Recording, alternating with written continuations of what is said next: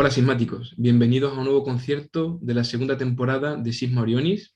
El día de hoy nos acompaña Germán Alonso. Hola Germán, ¿qué tal? ¿Cómo estás? Hola, Alberto, ¿qué tal? ¿Cómo estás? Hola a todos los espectadores. Muy bien, pues nada, muchas gracias por compartir este momento con nosotros.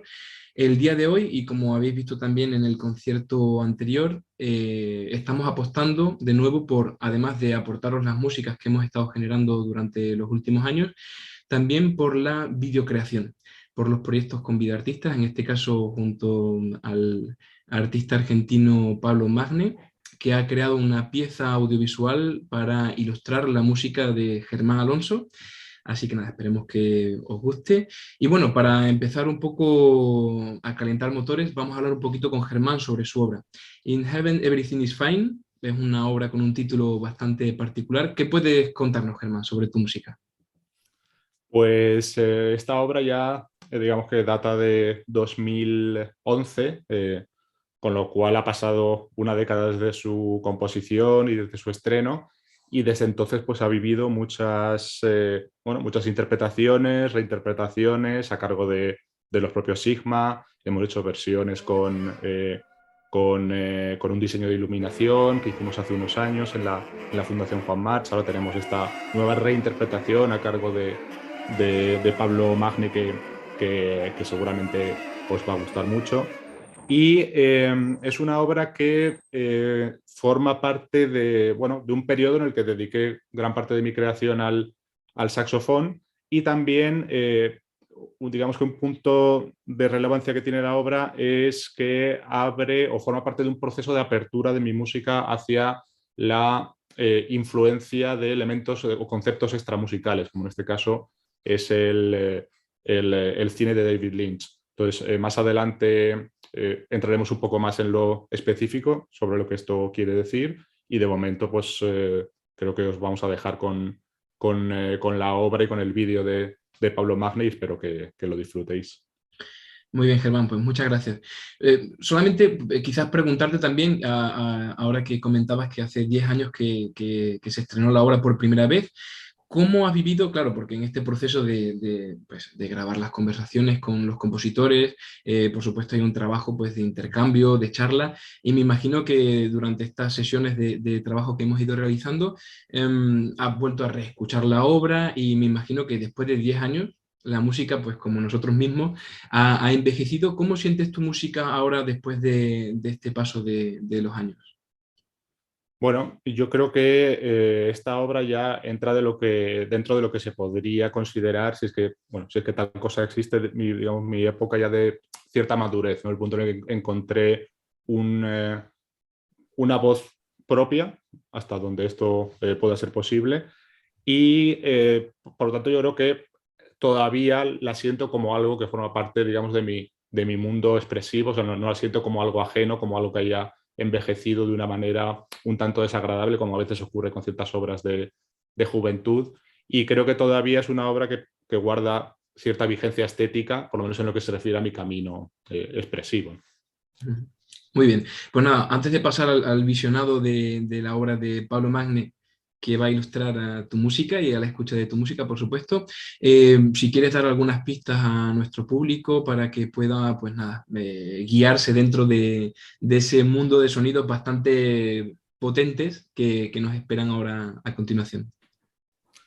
Bueno, pues en esta obra, como decía anteriormente, hay, digamos, hay una influencia de otras músicas, lo cual es algo que es una especie de leitmotiv en toda mi creación, digamos, la música sobre músicas, pero también, como decía, hay referencias extramusicales, lo cual es algo que poco a poco ha ido ganando peso en mi creación.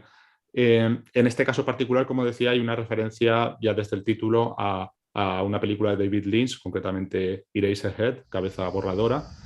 Y bueno, los que conozcan la película pues sabrán que el título hace referencia a una canción que canta un personaje bastante extraño se la conoce como la mujer del radiador. Y lo que me interesaba de este personaje particular y de la película en general es el trabajo que hace David Lynch con lo que podríamos llamar las premoniciones, ¿no? Ciertas imágenes que en la película nos van despertando cierta inquietud porque no sabemos a qué se refieren, concretamente la imagen de un radiador en la que se centra muchos planos y que en cierto momento de la película por fin digamos que el plano se adentra dentro del radiador y aparece esta mujer extraña que canta una canción pues, con este mismo título, In Heaven Everything is Fine.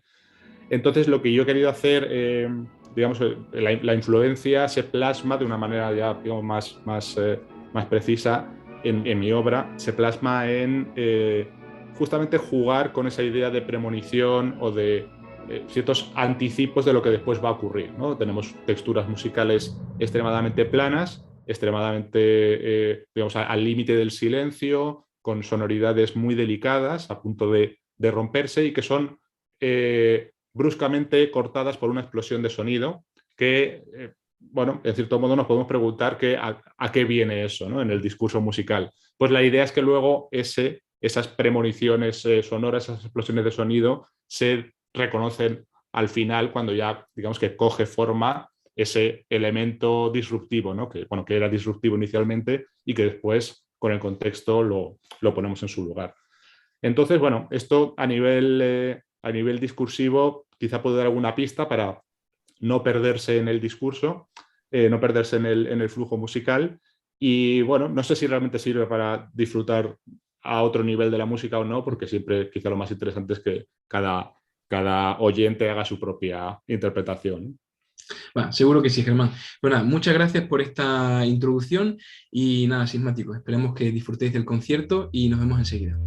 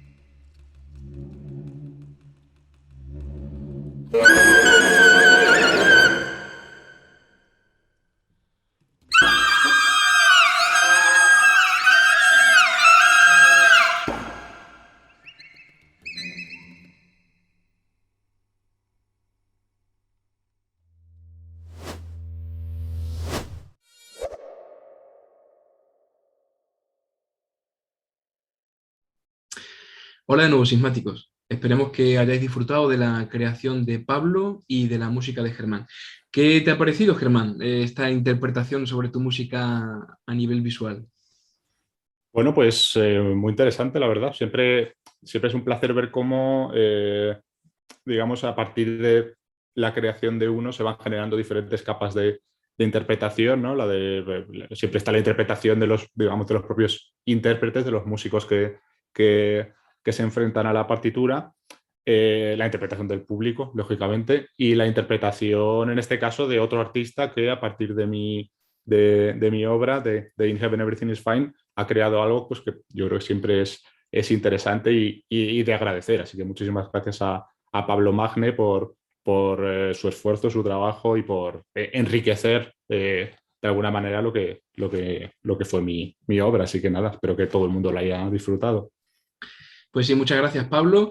Y nada, siguiendo un poquito pues, con el conversatorio de hoy, con la charla en torno al concepto musical y al sonido, podemos precisamente hacer un vínculo entre lo que tú comentabas y algo que a mí me ha, digamos, llamado la atención o algo que me ha interrogado con respecto a la lectura sobre tu catálogo, ¿no? Al final vemos muchos títulos, In Heaven Everything is Fine, vemos por ejemplo títulos como El Gran Cabrón, Leche Saturnus, que son títulos que por supuesto conceptualmente pueden ser muy interesantes, pero que además también en cierta manera están basadas en las creaciones desde muchos ámbitos, sea la pintura, vídeo, incluso la música, el rock y todo esto que te han influenciado. ¿Cómo funciona ese proceso creativo en tu caso, Germán, de pasar de un concepto, una idea, incluso que ya está expuesta artísticamente en otros dominios, a tu creación más personal? Bueno, esto funciona digamos, a diferentes niveles en función de la obra de la que hablemos, ¿no? Lo primero de todo, claro, el título o los títulos que tú, digamos, que puedes ver o que cualquiera puede ver en mi catálogo, digamos que tienen relación muchas veces a, como dices tú, elementos extramusicales que pueden venir de diferentes ámbitos de la creación, ya sea la propia música o ya sea, digamos, otras disciplinas artísticas, como decíamos en la presentación, al cine, a la pintura, a la literatura, a la política incluso. Entonces, bueno, la influencia que esos, digamos, la conexión que hay entre título, concepto y obra a veces es más sólida que otras, ¿no? A veces el título es simplemente digamos, un elemento inspiracional muy lejano, una especie de, digamos, digamos, una pequeña sombra que deja en mí alguna lectura, alguna visión de alguna película, digamos, la observación de algún cuadro, lo que sea. Y otras veces hay, digamos, un trabajo mucho más, digamos, una penetración mucho más profunda de ese concepto o de ese elemento inspiracional en lo que es todo el proceso creativo, ¿no? Entonces, bueno, ya hemos visto In Heaven Everything is Fine, cuál es la idea, digamos, o cómo funciona esta influencia de un concepto externo a la propia creación, pero en general, y como también decía en la presentación, en mi trayectoria compositiva ha habido un proceso de cada vez mayor influencia de estos conceptos en lo que es en lo que es el propio proceso compositivo, ¿no? Inicialmente mi música, y lo sigue siendo hoy en día, está muy basada en la idea de cita, porque de cita de otras músicas, incluso de propias músicas mías, como, pues, digamos, una especie de influencia de Mahler, ¿no? Esta cosa de autorreferenciarse, porque me parece que es muy interesante la recontextualización de determinados fragmentos, determinados aspectos musicales que originalmente estaban en un contexto y al sacarlos de ese contexto adquiere un significado expresivo muy, muy distinto, ¿no? Entonces esto siempre me ha parecido muy, muy atractivo a nivel estético, el efecto que eso produce en el oyente, si se reconoce, evidentemente, y si no se reconoce, pues ya se queda, digamos, dentro de lo que es el baúl de herramientas del compositor, de las cosas que no son necesariamente, no hay por qué desvelarlas, digamos, ¿no? Pero me parece que en ambos casos, tanto si se reconoce como si no se reconoce, digamos, un tipo de procedimiento compositivo que siempre me ha llamado la atención. Lo que pasa es que, como decía, a partir de cierto momento empecé, aunque digamos que uno como artista siempre está, o a mi modo de ver, debe estar en un estado de permeabilidad hacia el mundo exterior en general, ya sea otras disciplinas artísticas o los avances científicos o la situación política o cualquier cosa, tiene una influencia, ¿no? En uno como creador, ¿no? Lo que pasa es que yo, digamos, en los primeros momentos de mi carrera, tenía un planteamiento mucho más abstracto de la música y mucho más, digamos, autorreferencial, ¿no? Pero poco a poco se fue, digamos, incrementando esa influencia, ¿no? Entonces partimos de referencias muy ligeras, como pueden ser la de In Heaven Everything is Fine, hasta referencias a otros, digamos, conceptos extramusicales mucho más sólidas, como en obras en las que empleo, por ejemplo, la voz de Michel Foucault. Estoy pensando en una obra que hice para violín y cello con electrónica, se llama Song of Love, Hate, Necessity and Contingence, en el que la propia voz de Michel Foucault hace de soporte de todo lo que es, digamos, el entramado musical, ¿no? Digamos que es el propio generador de material sonoro, un poco a la Peter Ablinger, ¿no? Entonces, en mi música, pues eso, podemos, resumiendo así muy a grandes rasgos, mi trayectoria en los últimos 10 o más de 10 años ha sido un proceso de apertura cada vez mayor a la influencia de otros elementos extramusicales. Muy bien, muy interesante. Sí, es verdad que, como decía Edgar Varés, al final un compositor tiene que ser un representante, ¿no? Del ambiente en el que vive, ¿no? Por ese discurso que siempre suele existir. en el que se suele comentar pues, que el artista está desfasado de su momento, digamos, de vida y por eso hay una especie de desconexión entre público y creador. Entonces, ese decalaje que parece que existe entre creación y público, pues es muy interesante quizás verlo desde otro prisma, ¿no? Quizás a lo mejor el mundo en el que estamos viviendo es mucho más complejo de lo que podemos pensar en un principio y como artista y creador tú eres pues parte de esa manera de representar y de dar esa visión al mundo, ¿no? De hoy en día.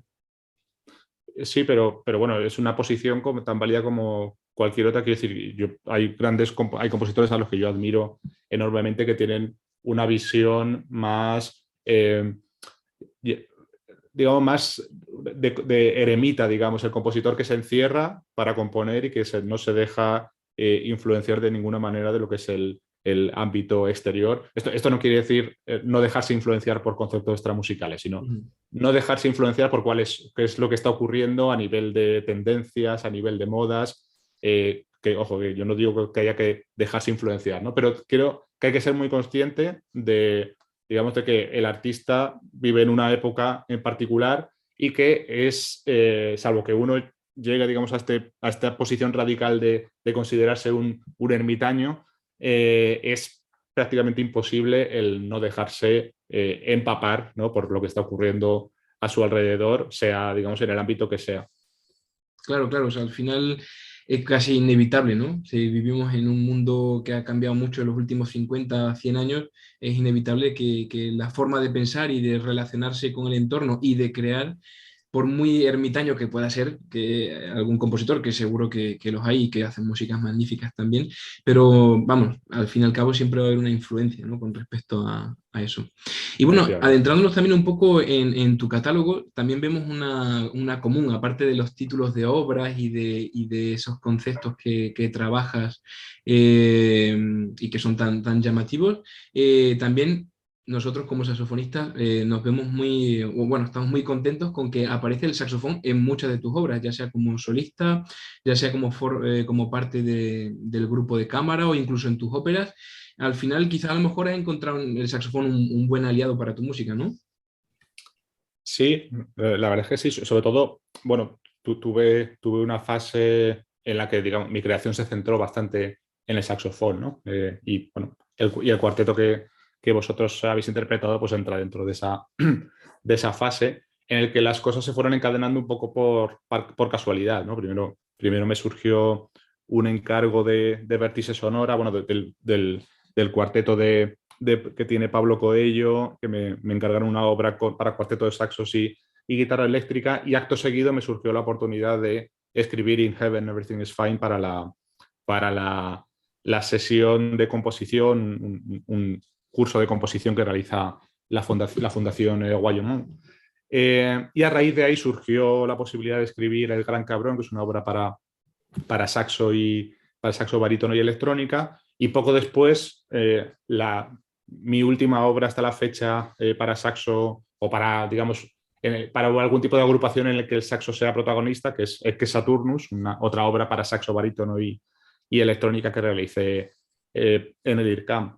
Entonces, bueno, es cierto que es una fase muy concentrada en el tiempo, pero que, bueno, he dicho que se fue encadenando un poco por casualidad o porque, digamos, se fueron dando así las circunstancias, pero lógicamente también tiene que ver con el hecho de que el saxofón es un instrumento extremadamente versátil en cuanto a las posibilidades y que por una cuestión ya, digamos, que tiene que ver con el desarrollo de los instrumentos, cómo han ido apareciendo a lo largo de la historia, hay ciertos instrumentos e instrumentistas que están más abiertos a la creación de nuevo repertorio porque tienen, digamos, poca historia. Tiene poca historia de su instrumento, ¿no? Entonces, por lo tanto, el saxofón justamente es uno de ellos, ¿no? Que no tiene tanto recorrido histórico como lo pueden tener el resto de instrumentos de viento, sobre todo de viento madera. Y, bueno, por supuesto, dentro del mundo del saxofón ya sabes tú que hay muchas tendencias, hay quien está más abierto a la nueva creación y hay quien prefiere pues, tirar de las clásicas transcripciones y hacer auténticas aberraciones, ¿no? Pero afortunadamente la mayor parte de saxofonistas con los que yo me he encontrado son de la tendencia de la, digamos, apertura de mente y gente que tiene ganas de trabajar nuevas posibilidades del instrumento e ir haciendo crecer el repertorio de una manera relevante, ¿no? Y entonces, bueno, siendo un instrumento que es de creación más reciente y siendo un instrumento tan eficaz como es a nivel técnico el saxofón, ¿no? Si lo comparamos con otros instrumentos de viento madera digamos que a lo largo de su historia, con la incorporación del sistema Boehm y tal, pues han ido haciendo parches para que el instrumento sea más eficaz, ¿no? Pero el saxofón ya es un instrumento nativo con sistema Boehm y eso hace que sea extremadamente eficaz y a los compositores nos da muchas más herramientas a la hora de trabajar con, bueno, lo que comúnmente se llaman técnicas extendidas, ¿no? Y esto, bueno, pues yo creo que lo hace especialmente atractivo y por eso, bueno, es uno de los motivos por los cuales yo decidí durante una época de mi fase, digamos, creativa, dedicarme específicamente al saxofón y también, o sea, el aspecto personal es fundamental. Que yo me he encontrado con gente como podéis ser vosotros, como puede ser Patrick Stadler, como puede ser Pedro Pablo Cámara, saxofonistas con los que he trabajado y con los que te hacen sentir a gusto, porque para mí eso es fundamental, trabajar con gente con la que yo me sienta a gusto y con la que haya verdaderamente un entendimiento, ¿no? A nivel artístico. Bueno, agradecidos como saxofonistas pues, hayas utilizado nuestro instrumento como una de tus vías de expresión y precisamente en el tip que vamos a ver justo después de concluir esta conversación, vamos a tratar el tema del tubax. Un miembro un tanto particular de la familia de saxofón, quizás más reciente porque pues, se ha desarrollado en los últimos años y hay poca cantidad de instrumentos aún digamos para particulares y demás, tiene sus características que las veremos después.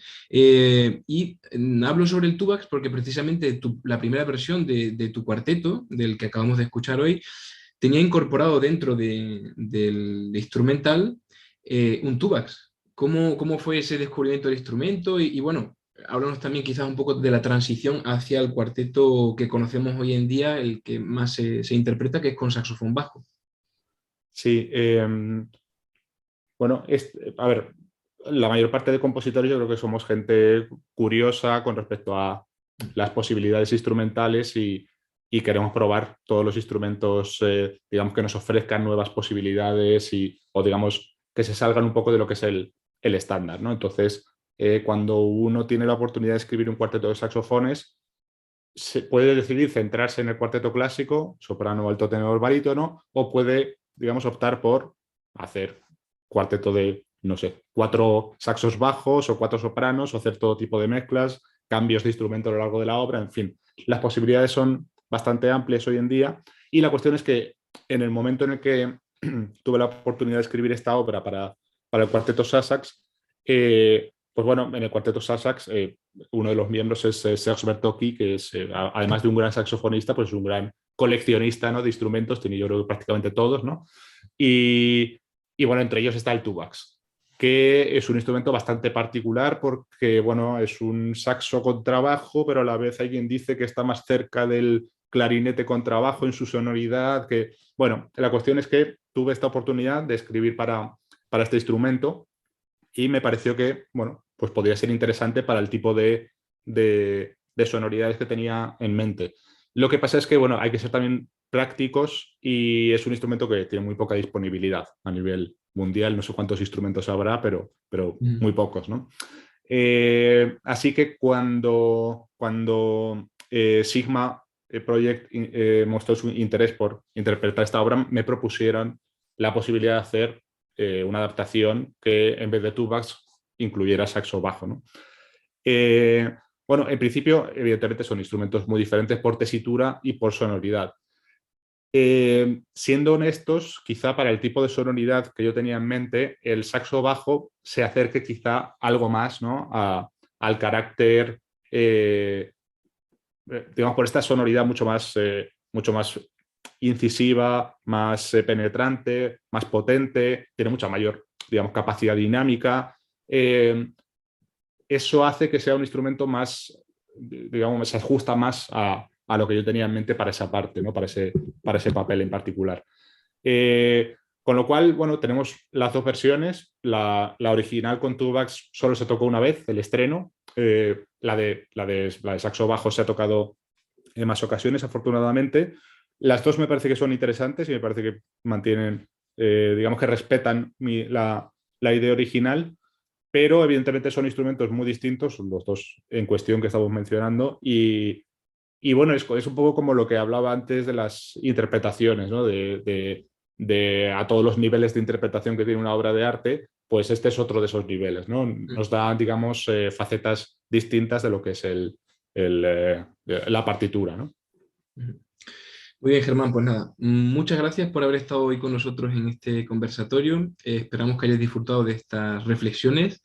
Y ahora pasamos al tip, precisamente, en el que vamos a hablar un poquito más sobre las particularidades del Tubax. Muchas gracias, Germán, y hasta pronto. Muchas gracias a ti, muchas gracias a Sigma y gracias a todos por estar ahí.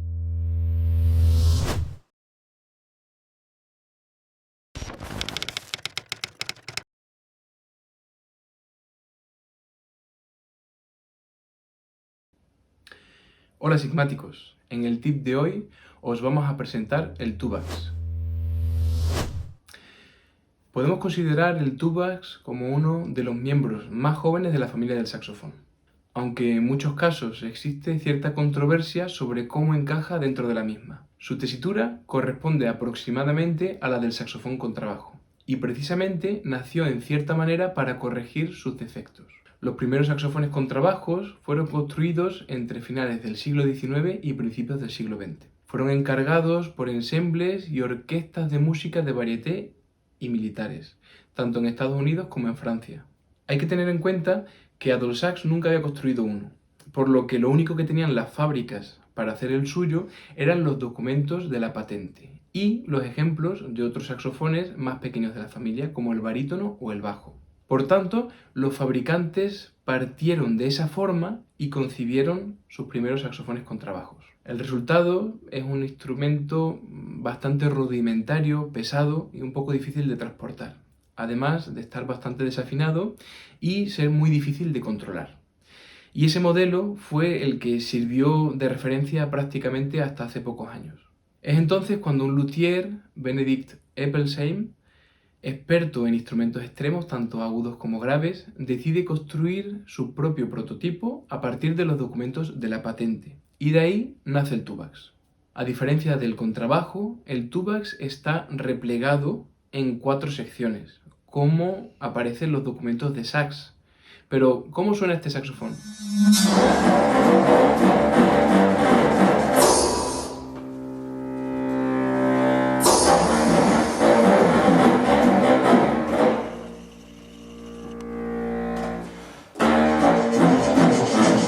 En los últimos 20 años, el número de instrumentos que se ha vendido ronda en torno a la centena, lo que quiere decir que el instrumento en sí ha tenido un cierto éxito.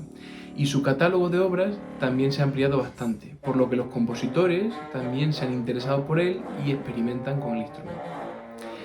Además de ser mucho más fiable en cuanto a la afinación, permite realizar, por ejemplo, saltos de intervalos mucho más amplios, con facilidad, sonidos filados, y al final acaba siendo un instrumento que, a pesar de ser muy grave, tiene un gran equilibrio y mucha profundidad, convirtiéndolo en un instrumento bastante virtuoso.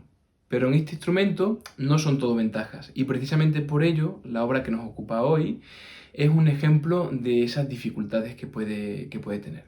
Debido a la factura del instrumento, el Tubax tiene menos capacidad dinámica y un espectro menos exuberante que el que podemos encontrar, por ejemplo, en el saxofón bajo, que es el que lo sustituye en esta obra. En la pieza de Germán, como habéis podido observar, se requiere de un rango dinámico muy amplio y de una gran riqueza tímbrica. Escuchemos 2 fragmentos de las 2 versiones, uno con Tubax y otro con saxofón bajo.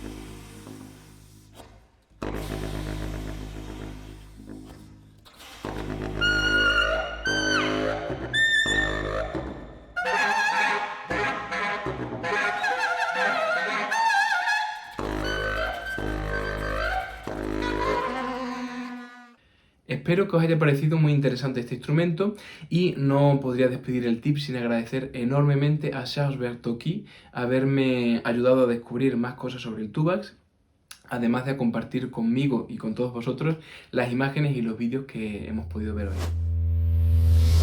Y nada, sismáticos, si queréis seguir viendo más conciertos junto con nosotros, no olvidéis suscribiros a nuestro canal y nos vemos en el próximo concierto de Sigma Orionis. Un saludo.